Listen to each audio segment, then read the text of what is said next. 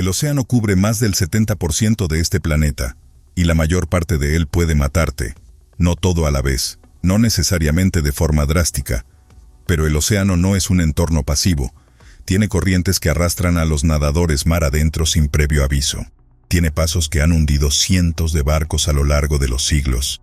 Tiene sumideros submarinos que se han tragado a buceadores experimentados, que a pesar de conocer los riesgos, no regresaron. Tiene extensiones de agua donde el clima puede pasar de la calma a la catástrofe en menos tiempo del que se tarda en alejarse del peligro. Hablamos del océano como si fuera algo hermoso. Construimos complejos turísticos en sus orillas. Fotografiamos sus atardeceres. Nadamos en él durante las vacaciones sin pensar demasiado en lo que sucede a 6 metros bajo nuestros pies, ni en la corriente que hay en el borde del banco de arena, ni en lo que hay en el agua alrededor del promontorio, justo más allá del punto que alcanza la vista del socorrista. Los lugares de esta lista no son peligrosos por mitología ni mala suerte.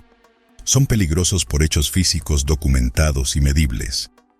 Corrientes que alcanzan velocidades imposibles de contrarrestar para un nadador. Temperaturas del agua tan frías que provocan la incapacitación en cuestión de minutos. Pasos que han hundido barcos durante siglos. Poblaciones de animales capaces de matar en segundos.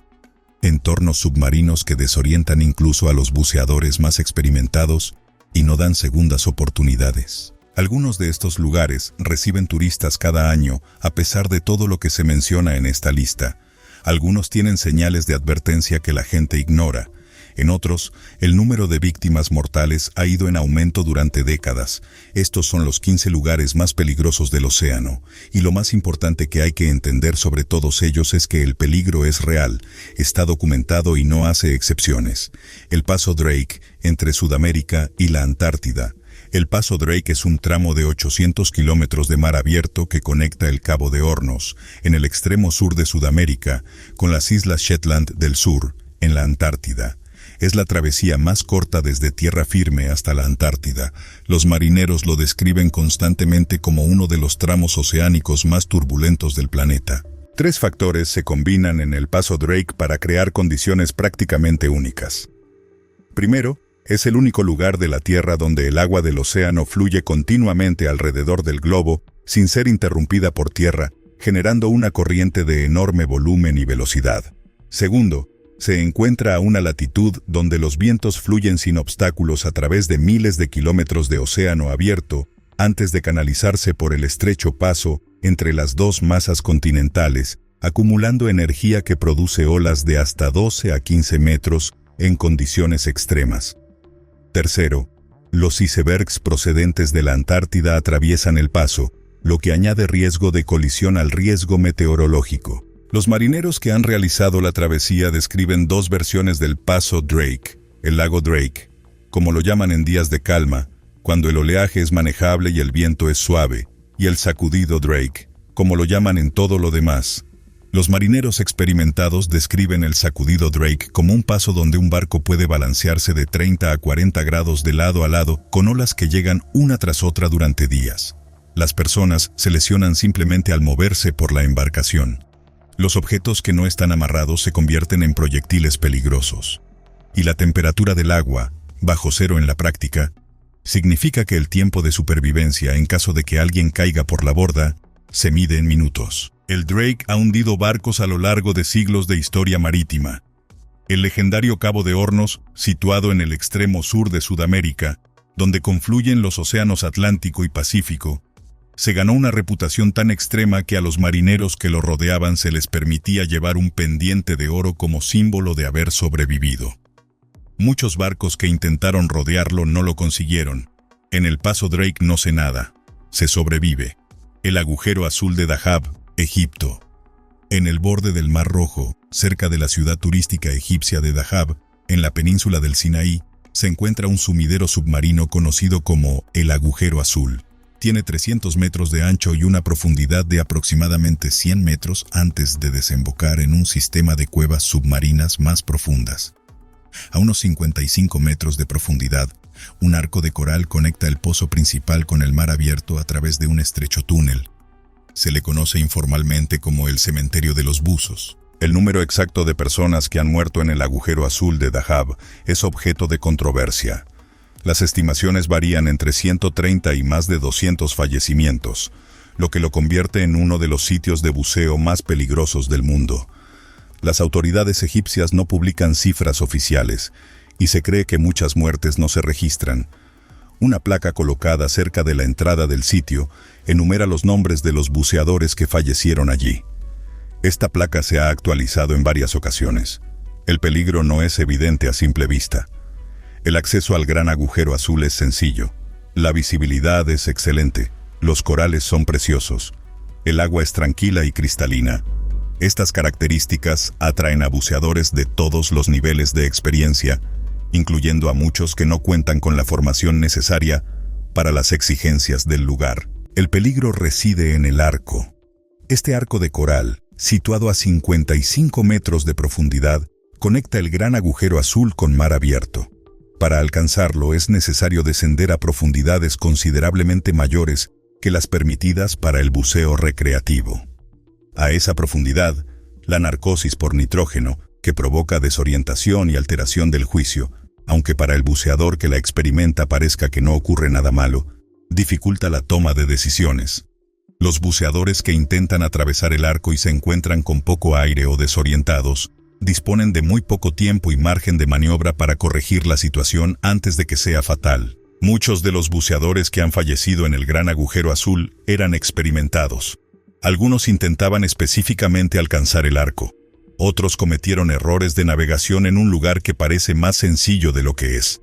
Algunos fueron encontrados en posiciones que sugieren que se desorientaron y no pudieron encontrar la superficie. El sitio sigue abierto. Los buceadores continúan descendiendo a diario. La placa en la entrada se va haciendo cada vez más larga. El mar de Bering, entre Alaska y Rusia. El mar de Bering es la masa de agua que separa Alaska de Rusia, conectando el Océano Pacífico con el Océano Ártico a través del estrecho de Bering. Es poco profundo, con una profundidad media de unos 30 metros en gran parte de su extensión. Sus aguas son extremadamente frías, con temperaturas que oscilan entre los 1 y los 5 grados Celsius. Está expuesto a fenómenos meteorológicos violentos que se forman con poca antelación. Además, es una de las regiones pesqueras más importantes del mundo, lo que significa que también es uno de los lugares más peligrosos para trabajar. La pesca comercial en el mar de Bering se encuentra constantemente entre las ocupaciones más peligrosas de Estados Unidos. La serie de Discovery Channel, Pesca Mortal, mostró la realidad de la pesca en el mar de Bering a un público amplio, pero el peligro ya se conocía mucho antes de la televisión. Los barcos pesqueros que operan en el mar de Bering se enfrentan a una combinación de amenazas que, individualmente, serían manejables, pero que en conjunto no lo son. El agua fría significa que una persona que cae al agua tiene apenas unos minutos de conciencia funcional antes de que la hipotermia comience a afectar su organismo. La poca profundidad implica que las olas generadas en el Pacífico profundo se transforman rápida y violentamente al llegar a aguas menos profundas, concentrando energía en olas más cortas y empinadas. El hielo se forma en la superficie de los barcos en climas fríos, lo que añade peso a las cubiertas y barandillas y puede alterar la estabilidad de la embarcación.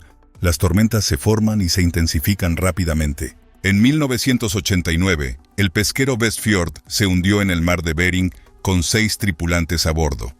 En 1990, el Aleutian Enterprise se perdió con 9 tripulantes.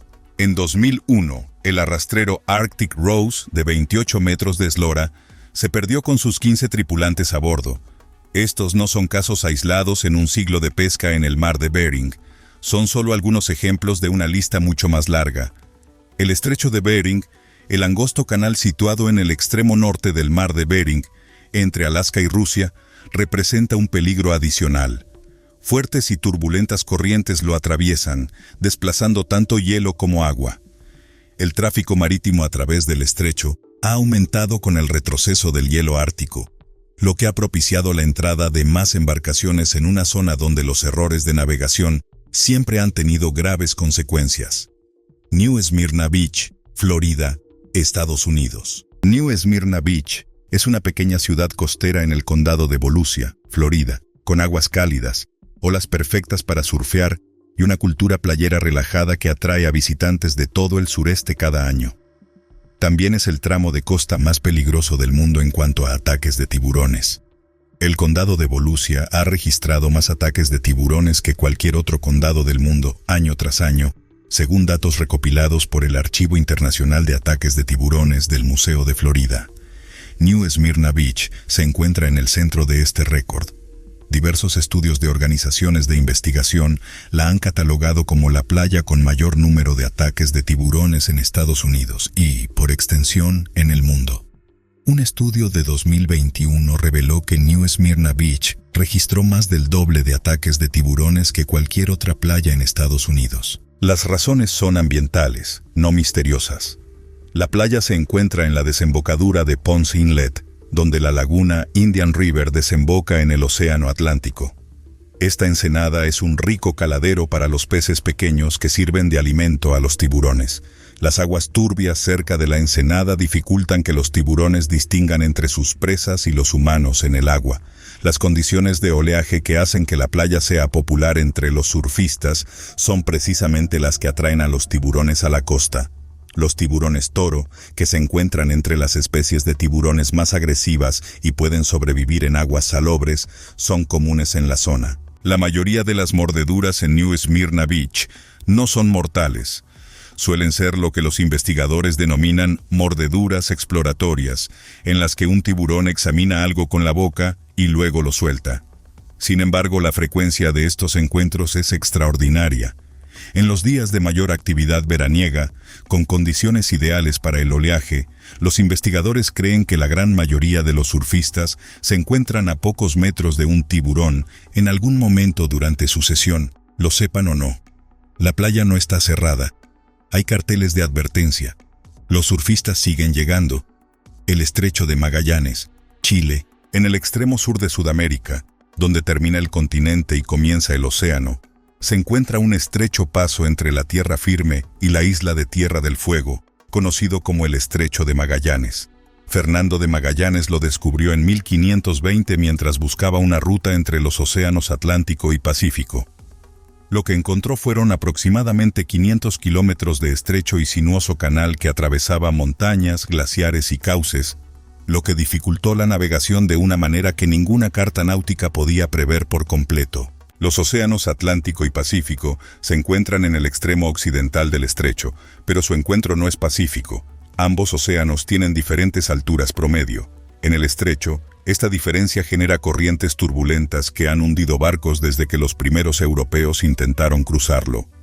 El viento se canaliza a través de los estrechos cauces entre las montañas de la Patagonia y Tierra del Fuego, alcanzando velocidades repentinas e impredecibles. La geografía crea condiciones impredecibles que incluso los navegantes experimentados manejan con precaución. Isaac Le Maire descubrió la ruta alrededor del Cabo de Hornos en 1615 precisamente porque buscaba una alternativa al Estrecho de Magallanes, que era demasiado peligroso. La ruta alrededor del Cabo de Hornos, que se convirtió en el paso principal para los veleros durante siglos, se consideraba más segura que el propio estrecho, lo cual es notable dado que el Cabo de Hornos es uno de los tramos de océano más temidos del mundo. El estrecho aún se navega hoy en día, principalmente por cruceros que llevan pasajeros a ver los glaciares y por buques de carga. La tecnología de navegación moderna, la predicción meteorológica por satélite y los potentes motores han hecho que el tránsito sea mucho más seguro que durante siglos. Pero las corrientes y el clima no han cambiado.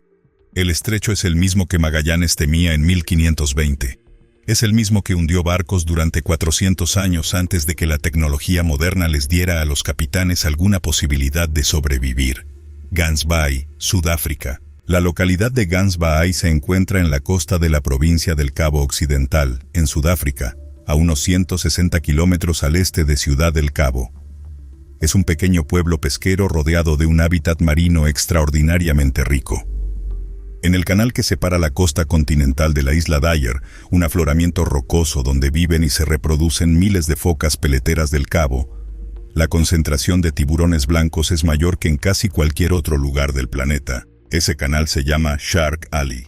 Gans Bay es conocida como la capital mundial del gran tiburón blanco. Los grandes tiburones blancos se congregan en estas aguas en cantidades que los investigadores describen consistentemente como unas de las más altas documentadas en todo el planeta. La razón principal son las focas de la isla Dyer.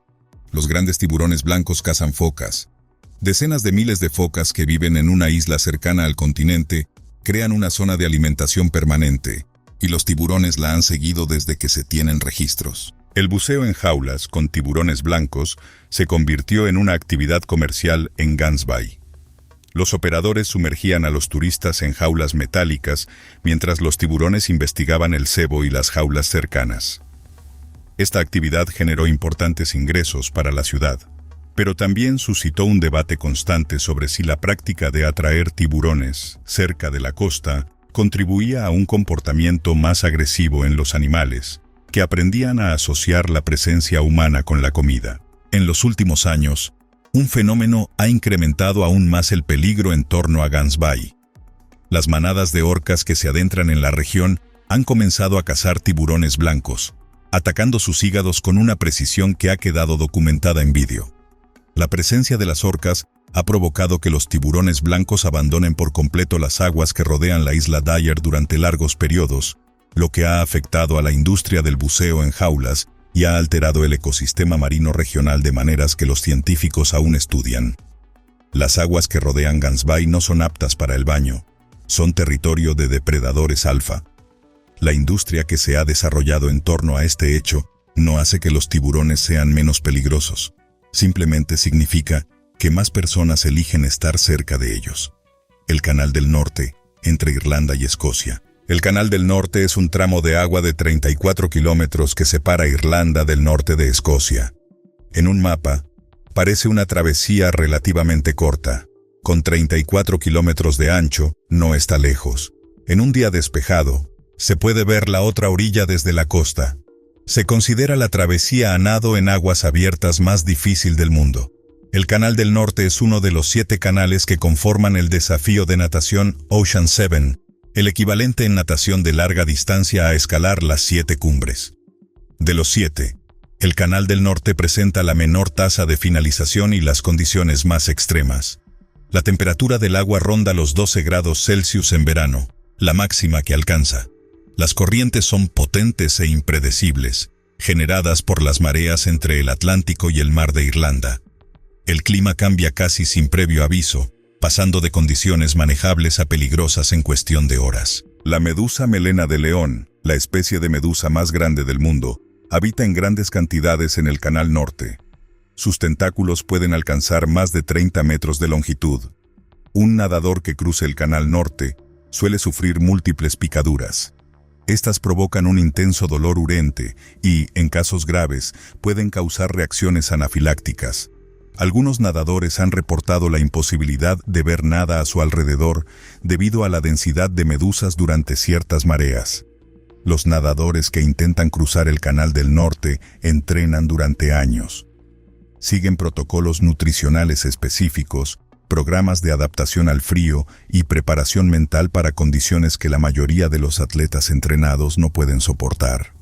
La travesía dura entre 9 y 14 horas para quienes la completan, tiempo que pasan en aguas tan frías que pueden provocar hipotermia, rodeados de medusas, luchando contra corrientes que pueden desviar los kilómetros de su ruta y esperando que el tiempo se mantenga. La mayoría de los intentos fracasan. El Canal del Norte conserva el título que se ha ganado. El Triángulo Rojo, California, Estados Unidos frente a la costa central de California, en las frías aguas repletas de algas entre la bahía de Bodega al norte, las islas Farallón al oeste y Big Sur al sur, hay una zona oceánica aproximadamente triangular que alberga la mayor concentración de ataques de tiburones blancos en los Estados Unidos. Se llama Triángulo Rojo. La razón por la que los tiburones están aquí es biológica. Las frías aguas de la corriente de California, que afloran a la superficie, son extraordinariamente productivas. Sustentan enormes poblaciones de peces, que a su vez sustentan poblaciones de focas, leones marinos, elefantes marinos y nutrias marinas. Los elefantes marinos, que se encuentran entre las presas preferidas de los grandes tiburones blancos, se reproducen en playas de toda la región, incluidas las Islas Farallón y el Parque Estatal Año Nuevo en tierra firme. Un gran tiburón blanco que ha alcanzado el tamaño necesario para cazar grandes mamíferos marinos sigue a su presa. Y aquí, la presa abunda. Según el Archivo Internacional de Ataques de Tiburones del Museo de Florida, aproximadamente el 38% de todos los ataques no provocados de tiburones blancos en Estados Unidos ocurren dentro del Triángulo Rojo. Los ataques no se distribuyen uniformemente. Se concentran en las áreas donde se reúnen focas y leones marinos, especialmente durante la época de cría, cuando estos animales se encuentran en el agua en grandes cantidades. Los surfistas y nadadores con trajes de neopreno en la superficie pueden, en condiciones de baja visibilidad, crear una silueta muy similar a la de una foca. La mayoría de los ataques en el Triángulo Rojo son exploratorios, no depredadores. Un tiburón muerde y suelta cuando determina que su presa no es lo que esperaba. La mayoría de las víctimas sobreviven, pero no todas. Y la mordedura de un gran tiburón blanco, ya sea exploratoria o no, puede causar lesiones catastróficas en un solo contacto. Las playas dentro del Triángulo Rojo se encuentran entre las más visitadas de California. Hay avisos al respecto. Los tiburones ya estaban aquí antes de que se emitieran los avisos. Isla Reunión, Océano Índico. La isla de Reunión es un territorio francés de ultramar situado en el Océano Índico, al este de Madagascar y al suroeste de Mauricio.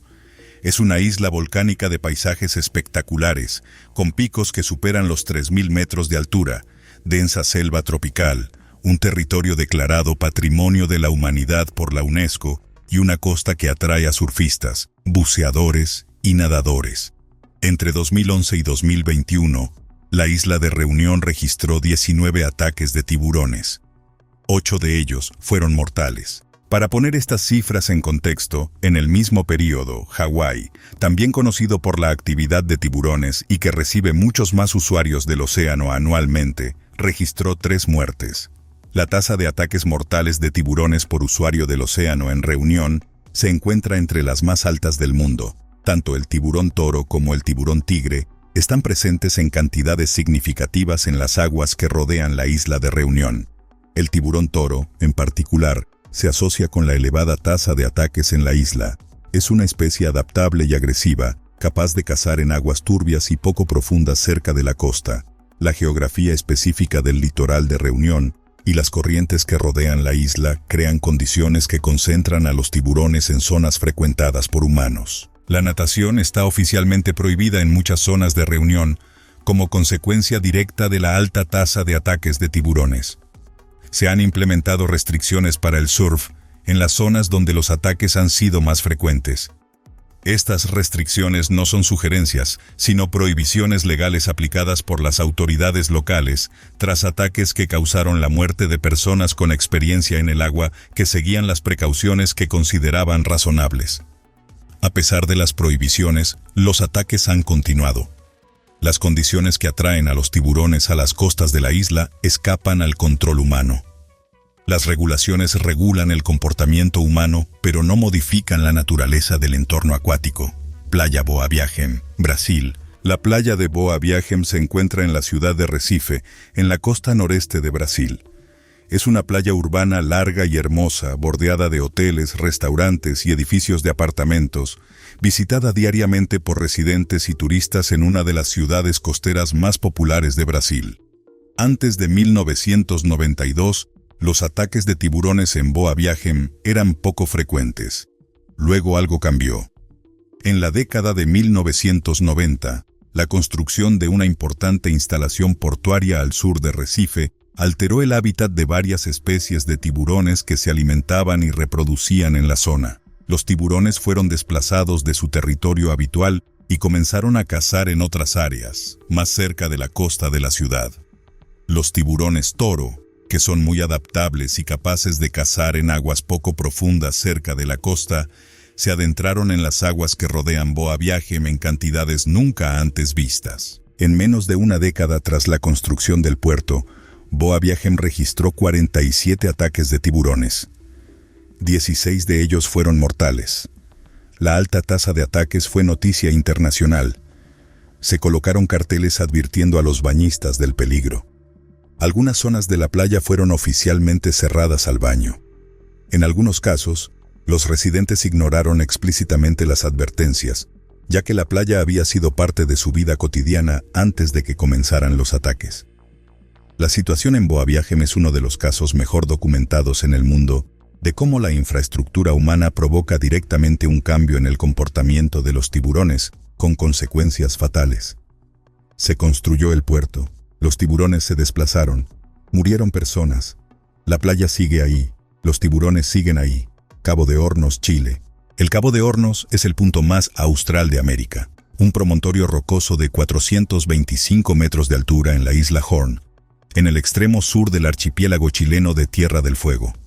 No es una playa, ni una cala, ni un paso. Es un acantilado en el fin del mundo que durante siglos los marineros intentaron sortear para navegar desde el Océano Atlántico hasta el Pacífico. Las aguas que rodean el Cabo de Hornos se consideran entre las más peligrosas del mundo. La confluencia de los océanos Atlántico y Pacífico genera condiciones de extrema imprevisibilidad. Las olas que se forman a lo largo de miles de kilómetros del Océano Antártico llegan al Cabo de Hornos con toda su energía intacta e interactúan con la plataforma continental poco profunda, produciendo un oleaje intenso, pronunciado e irregular. Los vientos en el Cabo de Hornos superan regularmente los 110 kilómetros por hora. Los icebergs a la deriva atraviesan la zona desde el sur. La niebla reduce la visibilidad a cero. El número de víctimas mortales asociadas al Cabo de Hornos es incalculable a lo largo de los siglos de historia de la navegación, durante los cuales fue la principal ruta entre los dos océanos más grandes del mundo. Se estima que más de 800 barcos se han perdido al rodear el Cabo de Hornos. A los marineros que sobrevivían a la travesía se les permitía llevar un pendiente de oro en la oreja izquierda. Quienes habían rodeado tanto el Cabo de Hornos como el Cabo de Buena Esperanza en Sudáfrica podían llevar un anillo en cada oreja. Estas tradiciones reflejan la importancia que el mundo marítimo otorgaba al logro de sobrevivir a estas travesías. El Cabo de Hornos sigue siendo rodeado hoy en día por veleros en regatas y por buques mercantes cuando el Canal de Panamá no está disponible o no es apto. La predicción meteorológica moderna, la navegación por satélite y un mejor diseño de los barcos han reducido, pero no eliminado, el peligro.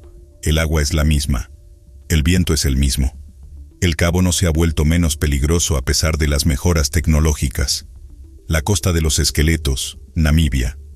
La costa de los esqueletos se extiende a lo largo del litoral atlántico de Namibia, en el suroeste de África, abarcando aproximadamente 1.600 kilómetros desde el río Orange en el sur hasta la frontera con Angola en el norte. El gobierno namibio ha protegido la sección norte como parque nacional, al que solo se permite el acceso con visitas guiadas. El nombre proviene de los balleneros y cazadores de focas que faenaban en estas aguas durante el siglo XIX. Los bosquimanos de la región la llamaban la tierra que Dios creó con ira. Los marineros portugueses la llamaban las puertas del infierno. Estos nombres están bien merecidos. La costa de los esqueletos se ubica donde la fría corriente de Benguela fluye hacia el norte desde la Antártida a lo largo de la costa africana. Donde se encuentra con el aire más cálido del desierto de Namib, se forma una densa niebla. Una niebla que, antes de la navegación moderna, hacía que la costa fuera invisible para los barcos que se aproximaban hasta que ya estaban en el oleaje. La costa es rocosa y el fondo marino irregular, con arrecifes y formaciones submarinas que dañan los cascos de las embarcaciones que se encuentran cerca de la costa. Fuertes corrientes discurren paralelas y perpendiculares a la costa, arrastrando todo lo que se encuentra en el agua lejos de la tierra y hacia el Atlántico abierto. Los barcos que naufragaron en la costa de los esqueletos quedaron inaccesibles desde tierra firme. El desierto que se extiende tras la costa es uno de los entornos más inhóspitos del mundo, abarcando cientos de kilómetros antes de llegar a cualquier asentamiento humano. Los marineros que lograron llegar a tierra con vida se enfrentaron a condiciones que probablemente les habrían costado la vida antes de que pudiera llegar el rescate.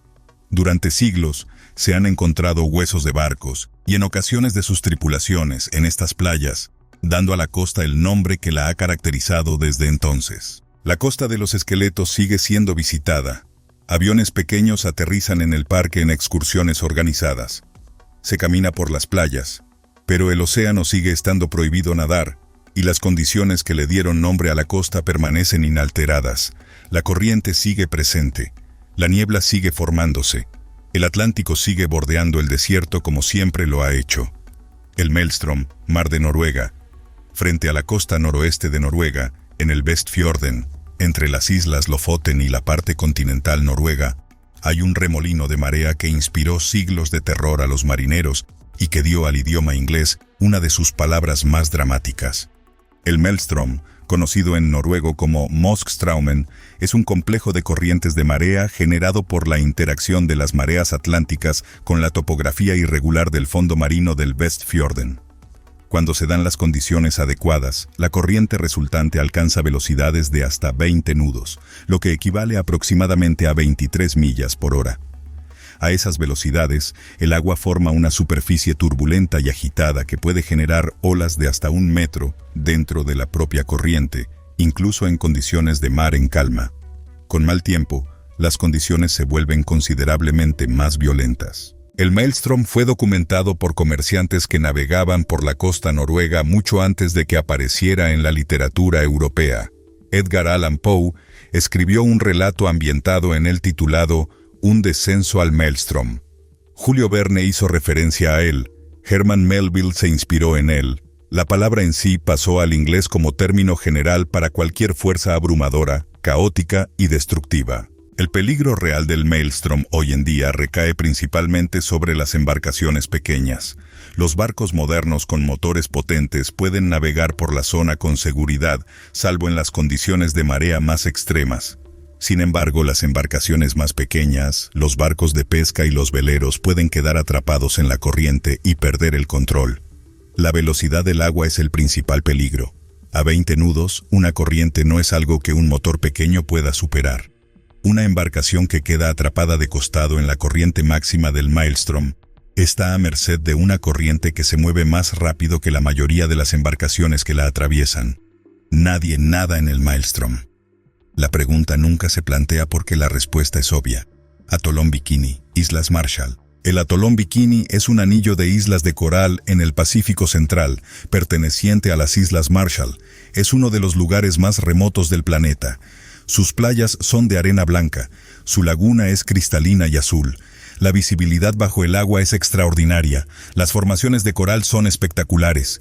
La vida marina es abundante, la laguna también contiene niveles elevados de cesio 137 radiactivo procedente de 23 ensayos de armas nucleares realizados allí por Estados Unidos entre 1946 y 1958. Entre las pruebas nucleares realizadas en el atolón Bikini se encuentra la prueba Castle Bravo de 1954, la mayor arma nuclear jamás detonada por Estados Unidos, con una potencia de 15 megatones, aproximadamente 1000 veces más potente que la bomba lanzada sobre Hiroshima. La prueba resultó ser mucho más potente de lo previsto. La lluvia radiactiva se extendió por una vasta zona del Pacífico, contaminando a la tripulación de un pesquero japonés a 130 kilómetros de distancia y provocando síndrome de irradiación aguda en los habitantes de los atolones cercanos que no fueron evacuados a tiempo. Los habitantes del atolón Bikini fueron reubicados en 1946 para permitir el inicio de las pruebas nucleares. Se les prometió que podrían regresar, pero no lo han hecho de forma permanente. El suelo de las islas aún contiene altas concentraciones de cesio radiactivo. Las frutas y verduras cultivadas en el suelo local acumularían suficiente radiación como para que su consumo en cantidades normales sea peligroso. Se han encontrado altos niveles de radiactividad en los peces de la laguna. El gobierno de Estados Unidos ha indemnizado a los habitantes de Bikini y a sus descendientes.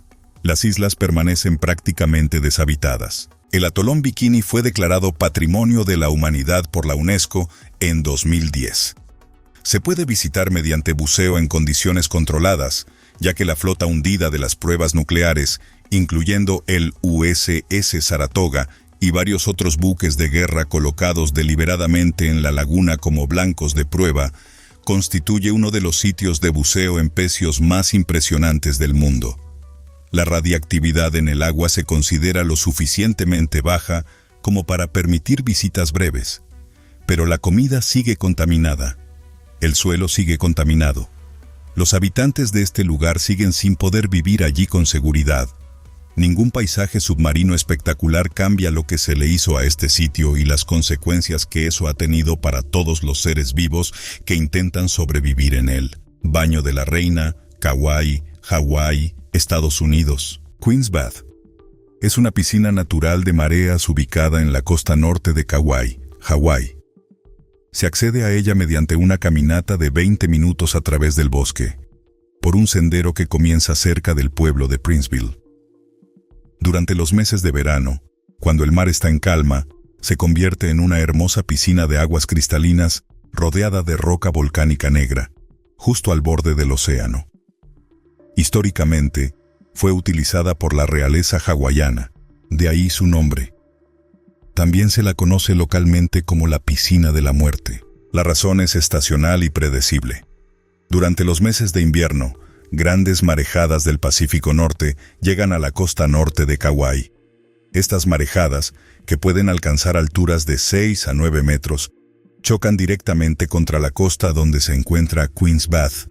Las olas rompen sobre el borde de la roca volcánica que normalmente protege la piscina y la atraviesan con fuerza. El agua, que parece tranquila, puede volverse violenta en cuestión de segundos cuando llega una gran ola. Casi no hay aviso ni tiempo para reaccionar. En estas condiciones, algunas personas han sido arrastradas desde las rocas de Queen's Bath hacia el océano. Algunas han sobrevivido. La temperatura del agua es lo suficientemente cálida como para sobrevivir, pero las rocas alrededor del punto de entrada son formaciones volcánicas afiladas, las corrientes tiran con fuerza alejándose de la costa y el oleaje que arrastró a una persona sigue haciendo imposible volver a subir a las rocas. Más de 2 docenas de personas han fallecido en Queen's Bath.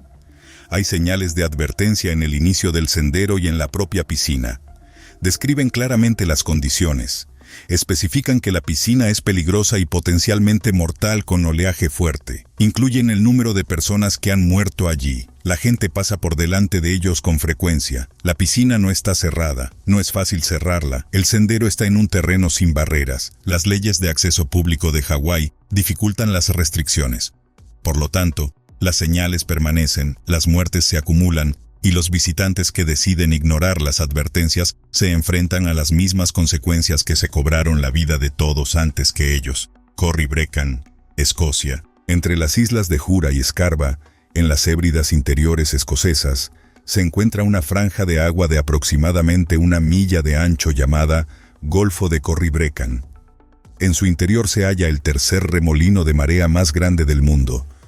El Corryvreckan se forma cuando la marea alta del Atlántico avanza hacia el este a través del estrecho Golfo, chocando contra la topografía submarina, que incluye un pináculo rocoso sumergido que se eleva desde una profundidad de 200 metros hasta los 29 metros de la superficie, justo debajo del centro del remolino. El agua que fluye sobre y alrededor de este pináculo produce una ola estacionaria que puede alcanzar los 9 metros de altura en condiciones óptimas y un rugido que se puede oír en días de calma a más de 10 millas de distancia. La Marina Real ha clasificado el Corryvreckan como innavegable. Esto no es una advertencia sino una clasificación. Tras analizar la situación decidieron que no era navegable. El remolino alcanza regularmente velocidades de entre 8 y 9 nudos, suficiente para superar la potencia de la mayoría de los motores pequeños y de muchos motores más grandes cuando el remolino está activo. El escritor George Orwell estuvo a punto de morir en el Corryvreckan en 1947, mientras vivía en la isla de Jura para escribir su famosa novela 1984. Su pequeña embarcación fue arrastrada por la corriente y volcó. Él y sus compañeros sobrevivieron aferrándose a las rocas hasta que fueron rescatados por un barco langostero que pasaba por allí. Según la mayoría de los relatos, el incidente no fue un simple susto, sino un desastre inminente que fácilmente podría haber terminado en tragedia. El Corryvreckan puede visitarse en barco con operadores experimentados, siempre que las condiciones sean las adecuadas. Algunos kayakistas lo han cruzado entre mareas, aprovechando las calmas temporales del remolino. La clasificación de la Marina Real no ha impedido que la gente lo intente. Simplemente refleja que la Marina evaluó el riesgo decidió que superaba cualquier control fiable y dejó constancia por escrito de dicha evaluación. Esa no es la descripción de un lugar donde se nada por diversión. Estos 15 lugares están repartidos por todos los océanos y presentan todo tipo de peligros. Algunos te matarán con el frío, otros con la corriente, otros te matarán con un animal que cazaba mucho antes de que los humanos empezaran a usar el océano como lugar de recreo. Otros te matarán con leyes físicas tan básicas que las señales de advertencia no deberían ser necesarias, y sin embargo, aparentemente lo son. El océano no es hostil, no tiene intenciones, no decide a quién captura ni a quién libera. Simplemente opera según fuerzas mucho más grandes y antiguas que cualquier cosa que la civilización humana haya construido a su alrededor. El peligro en cada uno de estos lugares es real. Está documentado. Hay personas que lo sufren. Quienes se adentraron en estas aguas y no sobrevivieron dejaron constancia de ello, lo cual debería ser suficiente para responder a la pregunta de si vale la pena correr el riesgo. Para la mayoría de estos lugares la respuesta es la misma. No lo es. ¿Cuál te sorprendió más? Déjalo en los comentarios. Y si quieres seguir explorando los lugares de este planeta a los que el resto del mundo no ha prestado suficiente atención, suscríbete a Parallel Facts. Seguiremos adelante.